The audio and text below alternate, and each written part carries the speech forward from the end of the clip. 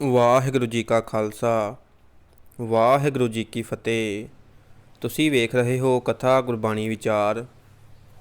ਸੰਗਤ ਜੀ, ਗੁਰੂ ਅਰਜਨ ਦੇਵ ਜੀ ਦਾ ਜੀਵਨ ਬਿਰਤਾਂਤ ਅੱਗੇ ਵਧਾਉਂਦੇ ਹੋਏ ਇੱਕ ਦਿਨ ਗੁਰੂ ਸਾਹਿਬਾਂ ਦੀ ਰਚੀ ਹੋਈ ਬਾਣੀ ਨੂੰ ਹੋਰ ਸਵਾਰਥੀਆਂ ਦੀ ਬਾਣੀ ਨਾਲੋਂ ਵੱਖਰਾ ਰੱਖਣ ਵਾਸਤੇ ਸ੍ਰੀ ਗੁਰੂ ਅਰਜਨ ਦੇਵ ਜੀ ਨੇ ਵਿਚਾਰਿਆ ਕਿ ਚਾਰੇ ਗੁਰੂ ਸਾਹਿਬਾਂ ਦੀ ਬਾਣੀ ਦੀਆਂ ਦੋ ਪੋਥੀਆਂ ਜੋ ਬਾਬਾ ਮੋਹਨ ਜੀ ਪਾਸ ਗੋਇੰਦਵਾਲ ਹਨ, ਪਹਿਲਾਂ ਉਹ ਮੰਗਵਾਉਣੀਆਂ ਚਾਹੀਦੀਆਂ ਹਨ। ਫਿਰ ਹੋਰ ਜਿੱਥੋਂ ਗੁਰੂ ਸਾਹਿਬਾਂ ਦੀ ਰਚਨਾ ਇਕੱਤਰ ਕਰਕੇ ਇੱਕ ਸੰਚਾ ਤਿਆਰ ਕਰਨਾ ਚਾਹੀਦਾ ਹੈ, ਜਿਸ ਦੇ ਪੜ੍ਹਨ ਸੁਣਨ ਨਾਲ ਪ੍ਰਾਣੀ ਮਾਤਰ ਦੀ ਕਲਿਆਣ ਹੋਵੇ। ਇਸ ਵਿਚਾਰ ਕਰਕੇ ਗੁਰੂ ਜੀ ਨੇ ਪਹਿਲਾਂ ਭਾਈ ਗੁਰਦਾਸ ਜੀ ਨੂੰ ਅਤੇ ਫਿਰ ਬਾਬਾ ਬੁੱਢਾ ਜੀ ਨੂੰ ਗੋਇੰਦਵਾਲ ਭੇਜਿਆ, ਪਰ ਬਾਬਾ ਮੋਹਨ ਜੀ ਨੇ ਕਿਸੇ ਨੂੰ ਵੀ ਪੋਥੀਆਂ ਨਾ ਦਿੱਤੀਆਂ। ਉਸ ਉਪਰੰਤ ਗੁਰੂ ਸਾਹਿਬ ਜੀ ਆਪ ਪੋਥੀਆਂ ਲੈਣ ਵਾਸਤੇ ਗਏ ਅਤੇ ਬਾਬਾ ਮੋਹਨ ਜੀ ਦੇ ਚੁਬਾਰੇ ਹੇਠਾਂ ਗਲੀ ਵਿੱਚ ਬੈਠ ਕੇ ਗੌੜੀ ਰਾਗ ਵਿੱਚ ਇਹ ਚਾਰ ਸ਼ਬਦ ਅਲਾਪ ਕਰਕੇ ਪੜ੍ਹੇ।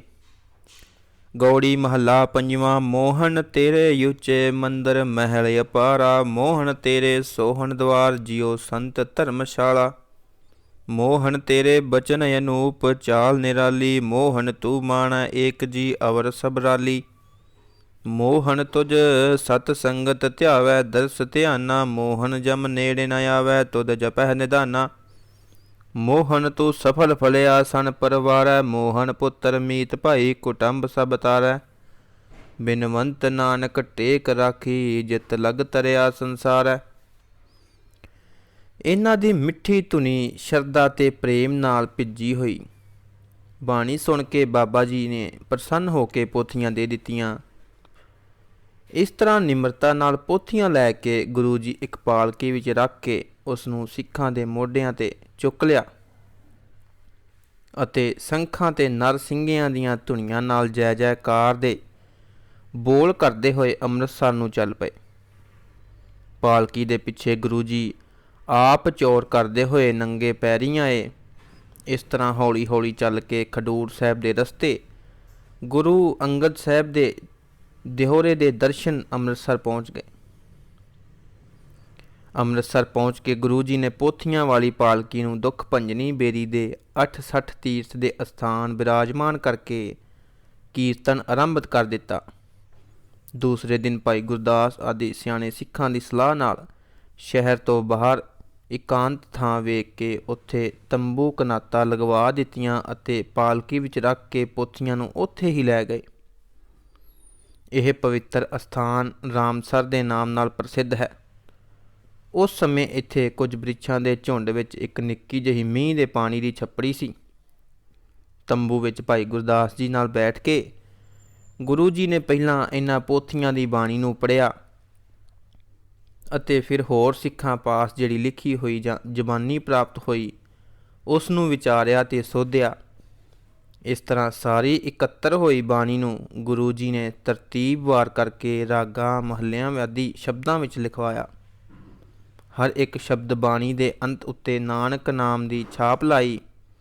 ਵੱਖ-ਵੱਖ ਗੁਰੂਆਂ ਦੀ ਬਾਣੀ ਪਛਾਣ ਵਾਸਤੇ ਗੁਰੂ ਨਾਨਕ ਜੀ ਦੀ ਬਾਣੀ ਨਾਲ ਮਹੱਲਾ ਪਹਿਲਾ, ਗੁਰੂ ਅੰਗਦ ਦੇਵ ਜੀ ਦੀ ਬਾਣੀ ਨਾਲ ਮਹੱਲਾ ਦੂਜਾ, ਗੁਰੂ ਅਮਰਦਾਸ ਜੀ ਦੀ ਬਾਣੀ ਨਾਲ ਮਹੱਲਾ ਤੀਜਾ ਅਤੇ ਗੁਰੂ ਰਾਮਦਾਸ ਜੀ ਦੀ ਰਚਨਾ ਨਾਲ ਮਹੱਲਾ ਚੌਥਾ ਅਤੇ ਆਪਣੀ ਬਾਣੀ ਨਾਲ ਮਹੱਲਾ ਪੰਜਵਾਂ ਸੰਕੇਤ ਕੀਤਾ ਅਤੇ ਭਗਤਾਂ ਦੀ ਬਾਣੀ ਨਾਲ ਭਗਤਾਂ ਦੇ ਨਾਮ ਲਿਖਣ ਦਾ ਨਿਰਣੈ ਕੀਤਾ।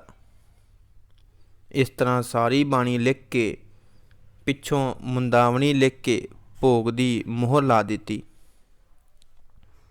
ਪਿੱਛੋਂ ਹੋਰ ਬਾਣੀ ਲਿਖਣ ਦੇ ਵਿਚਾਰ ਕਰਕੇ ਇਸ ਸੰਚੇ ਦੇ ਵਿੱਚ ਕਈ ਜਗ੍ਹਾ ਕੁਝ ਪੱਤਰੇ ਵੀ ਖਾਲੀ ਛੱਡ ਦਿੱਤੇ ਗਏ।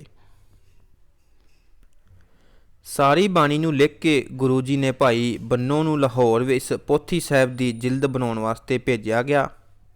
ਬੰਨੋ ਜੀ ਨੇ ਪ੍ਰੇਮਵਸ ਹੋ ਕੇ ਰਸਤੇ ਵਿੱਚ ਹੀ ਇਸ ਦਾ ਇੱਕ ਹੋਰ ਉਤਾਰਾ ਕਰ ਲਿਆ, ਜਿਸ ਵਿੱਚ ਭਾਈ ਬੰਨੋ ਨੇ ਕੁਝ ਹੋਰ ਸ਼ਬਦ ਅਤੇ ਹਕੀਕਤ ਰਾਹ ਮੁਕਾਮ ਅਤੇ ਸਿਆਹੀ ਦੀ ਵਿਧੀ ਆਦਿ ਵੀ ਲਿਖ ਦਿੱਤੀ, ਜਿਸ ਕਰਕੇ ਇਸ ਉਤਾਰੇ ਨੂੰ ਵੇਖ ਕੇ ਗੁਰੂ ਜੀ ਨੇ ਇਸ ਨੂੰ ਖਾਰੀ ਬੀੜ ਦਾ ਨਾਮ ਦੇ ਦਿੱਤਾ।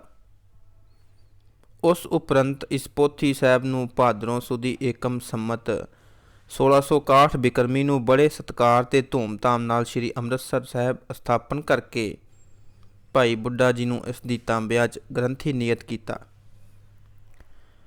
ਪਿੱਛੋਂ ਇਸ ਵਿੱਚ ਜਦ ਸ੍ਰੀ ਗੁਰੂ ਗੋਬਿੰਦ ਸਿੰਘ ਜੀ ਨੇ 9ਵੇਂ ਸਤਿਗੁਰ ਤੇਗ ਬਹਾਦਰ ਜੀ ਦੀ ਬਾਣੀ ਚਾੜ ਕੇ ਆਪਣੇ ਜੋਤੀ ਜੋਤ ਸਮਾਉਣ ਸਮੇਂ ਗੁਰਿਆਈ ਦਾ ਤਿਲਕ ਦੇ ਕੇ ਇਸ ਨੂੰ ਗੁਰੂ ਪਦਵੀ ਦੇ ਦਿੱਤੀ ਗਈ। ਉਸ ਦਿਨ ਤੋਂ ਸਿੱਖ ਪੰਥ ਦੇ ਗੁਰੂ ਗੁਰੂ ਗ੍ਰੰਥ ਸਾਹਿਬ ਹੋ ਗਏ, ਜੋ ਯੁਗੋ ਯੁਗ ਅਟਲ ਤੇ ਅਮਰ ਹਨ। ਸ੍ਰੀ ਗੁਰੂ ਅਰਜਨ ਦੇਵ ਜੀ ਦੇ ਦਰਬਾਰ ਵਿੱਚ 2 ਡੂਮ ਸੱਤਾ ਤੇ ਬਲਵੰਤ ਕੀਰਤਨ ਕਰਦੇ ਹੁੰਦੇ ਸਨ। ਇੱਕ ਦਿਨ ਇਹਨਾਂ ਡੂਮਾਂ ਨੇ ਆਪਣੀ ਭੈਣ ਦੇ ਵਿਆਹ ਵਾਸਤੇ ਗੁਰੂ ਜੀ ਤੋਂ ਮਾਇਕ ਸਹਾਇਤਾ ਮੰਗੀ। ਗੁਰੂ ਜੀ ਨੇ ਕਿਹਾ, ਕੱਲ ਅੰਮ੍ਰਿਤ ਵੇਲੇ ਦੇ ਕੀਰਤਨ ਦੀ ਜੋ ਭੇਟਾ ਆਵੇ ਉਹ ਸਾਰੀ ਤੁਸੀਂ ਲੈ ਲੈਣੀ। ਦੇਵਨੇਤ ਉਸ ਦਿਨ ਬਹੁਤ ਥੋੜ੍ਹੀ ਭੇਟਾ ਆਈ, ਜਿਸ ਨੂੰ ਲੈਣ ਤੋਂ ਇਹਨਾਂ ਡੂਮਾਂ ਨੇ ਨਾ ਕਰ ਦਿੱਤੀ ਅਤੇ ਗੁੱਸੇ ਹੋ ਕੇ ਗੁਰੂ ਜੀ ਦੇ ਦਰਬਾਰ ਵਿੱਚ ਕੀਰਤਨ ਕਰਨਾ ਹੀ ਛੱਡ ਦਿੱਤਾ। ਗੁਰੂ ਜੀ ਨੇ ਸਿੱਖਾਂ ਨੂੰ ਉਹਨਾਂ ਪਾਸ ਭੇਜਿਆ ਕਿ ਆਣ ਕੇ ਕੀਰਤਨ ਕਰੋ, ਪਰ ਉਹਨਾਂ ਨੇ ਸਾਫ਼ ਨਾ ਕਰ ਦਿੱਤੀ।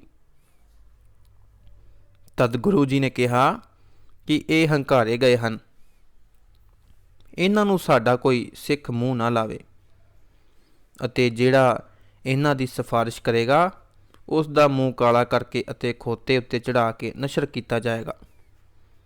ਕੁਝ ਸਮੇਂ ਉਪਰੰਤ ਜਦ ਇਹ ਭੁੱਖ ਨਾਲ ਬਹੁਤ ਦੁਖੀ ਹੋ ਗਏ ਤਾਂ ਇਹਨਾਂ ਨੇ ਸਿੱਖਾਂ ਨੂੰ ਆਖਿਆ ਕਿ ਸਾਨੂੰ ਗੁਰੂ ਜੀ ਪਾਸੋਂ ਬਖਸ਼ਾਵੋ। ਪਰ ਜਦ ਕਿਸੇ ਨੇ ਵੀ ਇਹਨਾਂ ਦੀ ਹਾਮੀ ਨਾ ਭਰੀ ਤਾਂ ਉਹ ਤੰਗ ਹੋ ਕੇ ਲਾਹੌਰ ਭਾਈ ਲੱਦਾ ਪਾਸ ਗਏ। ਆਪਣੀ ਸਾਰੀ ਵਿਥਿਆ ਦੱਸ ਕੇ ਇਹਨਾਂ ਨੇ ਬੇਨਤੀ ਕੀਤੀ ਕਿ ਆਪ ਪਰਉਪਕਾਰ ਕਰਕੇ ਸਾਨੂੰ ਗੁਰੂ ਜੀ ਤੋਂ ਬਖਸ਼ਵਾ ਦਿਓ।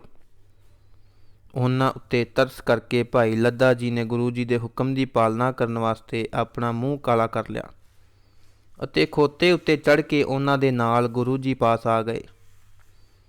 ਗੁਰੂ ਜੀ ਪਾਸ ਹਾਜ਼ਰ ਹੋ ਕੇ ਜਦ ਭਾਈ ਲੱਦਾ ਨੇ ਬੇਨਤੀ ਕੀਤੀ ਕਿ ਸੱਚੇ ਪਾਤਸ਼ਾਹ ਇਹਨਾਂ ਨੂੰ ਬਖਸ਼ ਦਿਓ, ਇਹ ਬੜੇ ਦੁਖੀ ਹੋ ਕੇ ਮਾफ़ੀ ਮੰਗਦੇ ਹਨ, ਤਾਂ ਗੁਰੂ ਜੀ ਨੇ ਕਿਹਾ, ਜਿਸ ਮੂੰਹ ਨਾਲ ਇਹਨਾਂ ਨੇ ਗੁਰੂ ਘਰ ਦੀ ਨਿੰਦਾ ਕੀਤੀ ਸੀ ਉਸ ਨਾਲ ਹੀ ਹੁਣ ਉਸਤਤੀ ਕਰਨਗੇ ਤਾਂ ਬਖਸ਼ੇ ਜਾਣਗੇ। ਗੁਰੂ ਜੀ ਨੇ ਬਚਨ ਸੁਣ ਕੇ ਸੱਤੇ ਤੇ ਬਲਵੰਡ ਨੇ ਗੁਰੂ ਜੀ ਦੇ ਸਨਮੁਖ ਖੜੇ ਹੋ ਕੇ ਰਾਗ ਰਾਮਕਲੀ ਵਿੱਚ ਇੱਕ ਵਾਰ ਦੁਆਰਾ 50 ਹੀ ਗੁਰੂਆਂ ਦੀ ਉਸਤਤੀ ਗਾਇਨ ਕੀਤੀ, ਜਿਸ ਨੂੰ ਸੁਣ ਕੇ ਗੁਰੂ ਜੀ ਪ੍ਰਸੰਨ ਹੋ ਗਏ ਅਤੇ ਇਹਨਾਂ ਨੂੰ ਆਪਣੇ ਦਰਬਾਰ ਵਿੱਚ ਕੀਰਤਨ ਕਰਨ ਦੀ ਆਗਿਆ ਦੇ ਦਿੱਤੀ। ਸ੍ਰੀ ਗੁਰੂ ਗ੍ਰੰਥ ਸਾਹਿਬ ਜੀ ਦੇ 766 ਉੱਪਰ ਇਹ ਰਾਮਕਲੀ ਕੀ ਵਾਰ ਰਾਏ ਬਲਵੰਡ ਤਥਾ ਸੱਤੇ ਡੂਮ ਆਖੀ ਦੇ ਨਾਮ ਨਾਲ ਹੀ ਦਰਜ ਹੈ। ਵਾਹਿਗੁਰੂ ਜੀ ਕਾ ਖਾਲਸਾ, ਵਾਹਿਗੁਰੂ ਜੀ ਕੀ ਫਤਿਹ।